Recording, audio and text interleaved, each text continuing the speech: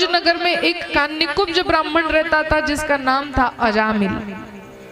बड़ा धर्मज्ञ ब्राह्मण था, धर्म नीति को जानने वाला, सारे अच्छे कर्म थे उसके। गुरु की सेवा, माता पिता की सेवा करना, पत्नी परायण, इस प्रकार का व्यक्ति था। लेकिन एक दिन की बात है कि वह जंगल में समिधा लेने के लिए गया, लकड़ी लेने।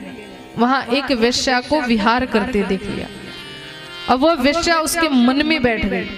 ध्यान रखना, ये जितने दुर्गुण है ना व्यक्ति के जीवन में, वो आंखों से आते हैं।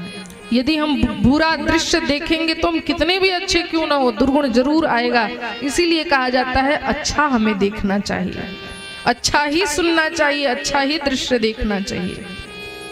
आजकल माताएं जो अपने बच्चों को इतना बड़ा बड़ा मोबाइल पकड़ा रही है ना, फिर करें बेटा बिगड़ रहा है तो उस फोन में जाने क्या क्या रखा है, और आप तो सोच रही है ऑनलाइन बेटा क्लास कर रहा है। आजकल जो ऑनलाइन का सिस्टम चला सबका सर्वनाश हो गया महाराज। बच्चों पर निगरानी रखनी चाहिए। जाने कैसी कैसी वेबसाइटें महाराज क्या खोल के देख रहा, आपको क्या पता। अजामिल की कथा से हमें सीख लेनी चाहिए कि व्यक्ति के जीवन में दुर्गुण आंखों से होकर के आते। तो एक कभी गर्भ में था, ये वेश्या जो जो कहती वो सब कुछ करता। अजामिल चोरी करने लग गया महाराज, डकैती करने लग गया, मदिरापान करने लगा, सारे दुर्गुण इसके भीतर आ गए। लेकिन कहा जाता है ना, जब भगवान को कृपा करनी होती है तो जरूर कुछ न कुछ करते हैं। संत का आगमन होता है जीवन में। आज भगवान की कृपा हुई और अजामिल ने आपने शायद गलत सुना था, ये भक्त नहीं दुष्ट अजामिल का घर है। कहा बेटी अब तुम्हारे द्वार पर आ ही गए हैं, कुछ खाने को हो तो दे दो, यहीं पर रात्रि विश्राम होगा। उस वेश्या ने रोते हुए कहा महाराज मैं इतनी अभागिनी हूँ, इतनी पापिनी हूँ कि अपने हाथ से आपको कुछ दे भी नहीं सकती, इतना पाप किया है अपने जीवन में। संत ने कहा कोई बात नहीं बेटी, कच्चा अनाज ही दे दो, भगवान का प्रसाद लगाकर यहीं खाएंगे। आटा चावल जो भी दिया, संतों ने रोटी बनाई, भगवान को भोग लगाया, पा ही रहे थे वैसे ही अजामिल आ गया। अब संतों से इसकी बड़ी दुश्मनी है। संतों को लगा डांटने फटकारने, तब तक पत्नी आ गई, थोड़ा सहम गया। संत ने कहा बेटी हम जा रहे हैं तुम्हारे घर से, लेकिन तुम्हारे घर का अन्न खाया है इसलिए हम तुम्हें दक्षिणा में कुछ देना चाहते हैं, इसके बदले में हम तुम्हें कुछ देना चाहते हैं। उस वेश्या ने कहा जरूर। कहा ये जो तुम्हारे गर्भ में शिशु है, जब इसका जन्म होगा तो इसका नाम नारायण रख देना। वेश्या ने सुनकर हाँ कर दिया। और जब इस पुत्र का जन्म हुआ तो इस गणिका ने अपने बेटे का नाम नारायण रख दिया। और इस छोटे बेटे नारायण से अजामिल की इतनी आसक्ति हो गई कि उठते बैठते खाते पीते सोते जगते हर समय नारायण नारायण करता। इससे अनजाने में भगवान का नाम जप होने लग गया महाराज। और भगवान के नाम का प्रभाव देखेंगे आप। जब इसकी मृत्यु का समय निकट आया तो यम के दूत आए इसे लेने के लिए। इसके गले में रस्सी बांधा, इसके प्राणों को जब खींच रहे थे, भय के मारे अजामिल कांप रहा था और लगा अपने बेटे नारायण का स्मरण करने। बगल में नारायण खेल रहा था, नारायण रक्षा करो, नारायण बचाओ, इस प्रकार आवाज दे ही रहा था। उसके बेटे नारायण ने तो नहीं सुना, लेकिन जगत नियंता जगदाधार परब्रह्म परमेश्वर श्री नारायण ने सुन लिया।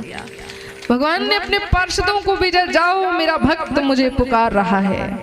भगवान के पार्षद आए, यम के दूतों को फटकारा, कहा ये हमारा व्यक्ति है, इसे छोड़ो। यम के दूतों ने कहा लगता है आपको गलतफहमी हो गई।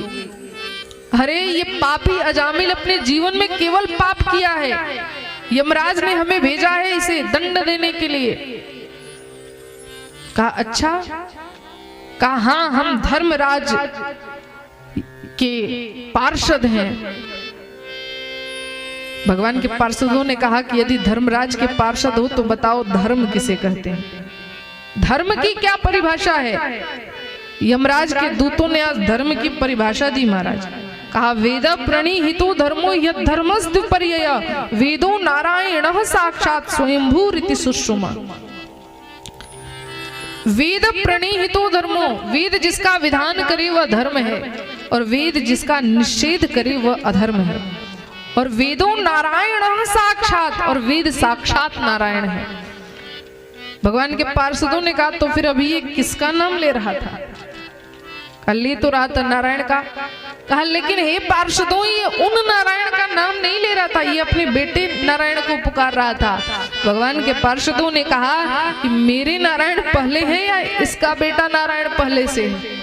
ये नाम चाहे किसी का भी ले रहा हो, लेकिन प्रथम नाम तो हमारा भगवान का ही है। और नाम की ऐसी शक्ति है कि जीव का कल्याण करता ही करता है, इसलिए इसे छोड़ दो। और फटकार करके यम के दूतों को हटा दिया महाराज। इसीलिए कहा जाता है अपने बेटे बेटी का नाम जरूर अच्छा रखना चाहिए। आजकल लोग जाने क्या पप्पू गुड्डू चिंटू पिंटू सिंटू रख देते हैं, ये कैसा नाम है? आजकल मॉडर्न जमाने में जाने क्या क्या नाम रखा जा रहा है। अच्छा नाम रखो। बेटे बेटी का नाम सदैव भगवान के नाम पर होना चाहिए, क्योंकि मरते समय क्या पता आपका बेटा ही आपको याद आ जाए और उसका नाम यदि भगवान का होगा, गलती से भी जिह्वा से नाम निकल गया तो आपका कल्याण हो जाएगा। महाराज यम के दूत यमराज के पास गए, महाराज लो अपना रस्सी डंडा, हमें अब आपकी सेवा नहीं करनी। यमराज ने कहा क्या बात हो गई?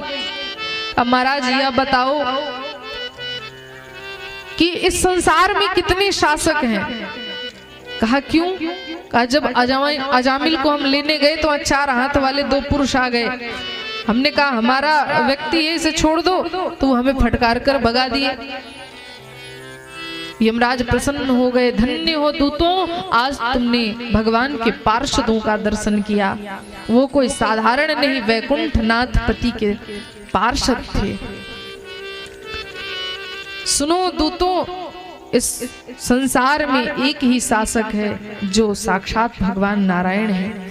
हम सब उनकी चेले चुपड़ियां हैं, उनकी आज्ञा से अपने कामों में लगे हैं। का महाराज यही बात रही तो कैसे